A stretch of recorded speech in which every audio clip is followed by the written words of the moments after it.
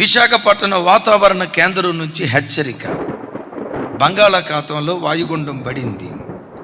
అది అల్పపీడనంగా మారి రాగల 24 గంటల్లో పెను తుఫానుగా మారి గంటకొచ్చి 120 కిలోమీటర్ల వేగంతో అది వీగిపోతుంది.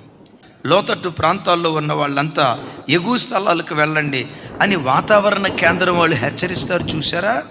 ఒక వ్యక్తి పాపాన్ని బట్టి వారి కుటుంబంలో ఏదైనా జరగబోతూ ఉంటే దేవుడు వాక్యం ద్వారా ప్రజలను ముందు హెచ్చరిస్తాడు. ఒకేసారి అకస్మాత్తుగా పిడుగుపడినట్లుగా దేవుని తీర్పు రాదు. నువ్వు తాగుబోతువైనా, తిరుగుబోతువైనా, చెడిపోయిన దానివైనా, చెడిపోయిన వాడివైనా, అక్రమస్తుడివైనా, అక్రమస్తురాలివైనా, దారి తప్పి బ్రతుకుతున్నా, సక్రమంగా బ్రతుకుతున్నా, అక్రమంగా బ్రతుకుతున్నా, ఒకవేళ నీతి మాలిన జీవితం ఒకవేళ నీవు జీవిస్తూ ఉంటే ఒకేసారి ఏ వ్యక్తి మీదకి దేవుడు తీర్పు తీర్చడు. దేవుడి తీర్పు ఎందుకు తొందరపడి తీర్చడో తెలుసా? మనం ఎవరిమో ఆయనకు తెలుసు. మనం మట్టి వంటి వారిమి. Just we are dust. ఒక్కసారి ఊపిరి తీస్తే వీడి గతి ఇది అన్న సంగతి దేవునికి తెలిసి, ఒక్కసారి ప్రాణం పోతే ఇంకొకసారి ఈ లోకానికి మనం రాము, ఈ లోకాన్ని చూడము అన్న సంగతి దేవుడు ఎరిగి, వీడు తాగుబోతుడైనా ఓర్చుకుందాం, వీడు అక్రమంలో బ్రతికేవాడైనా కొంచెం సమయం ఇద్దాం, ఓర్చుకుందాం.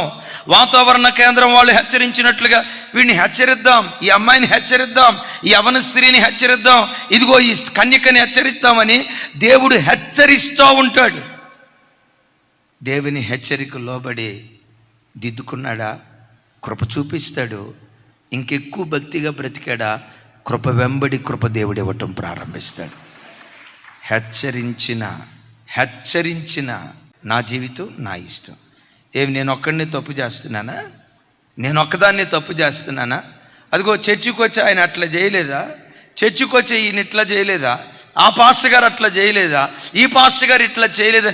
ఎవరిని కూర్చో వంకన పెట్టుకొని నీ పాపాన్ని నువ్వు కొనసాగిస్తూ వెళ్తే దేవుని వాక్యంలో రాయబడిన మాట, పలుమార్లు హెచ్చరించిన లోబడని వాడు మరి తిరుగు లేకుండా హఠాత్తుగా. దేవుడు ఎప్పుడు ఏ వ్యక్తికి వెంటనే తీర్పు తీర్చడో. ఒక భర్త భార్యనంత భరించగలుగుతాడో లేదో నాకు తెలీదు.